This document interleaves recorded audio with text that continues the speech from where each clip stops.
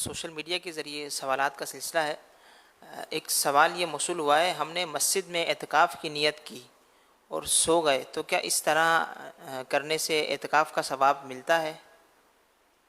سونے کے لیے اعتکاف کی نیت کرنا تو مناسب نہیں ہے، ثواب کے لیے کرے نیت، اور پھر ضمناً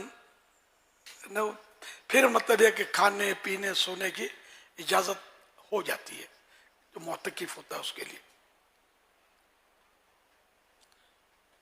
واللہ تعالی اعلم ورسولہ اعلم عز وجل وصلی اللہ تعالی علیہ وآلہ وسلم۔ صلو علی الحبیب صلی اللہ علی محمد۔ میرا امیر سنت کی بارگاہ میں یہ سوال ہے کہ علم غیب اور وحی میں کیا فرق ہے اور ان کا مطلب بتا دیجیے۔ کیا سوال سمجھا نہیں؟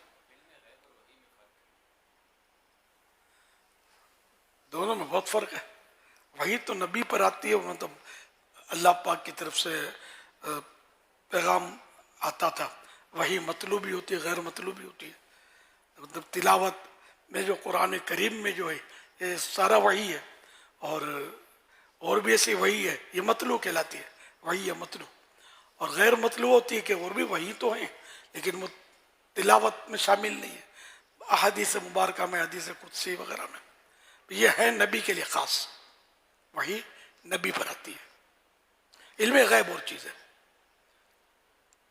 واللہ تعالی اعلم ورسولہ اعلم عز وجل وصلی اللہ تعالی علیہ وآلہ وسلم۔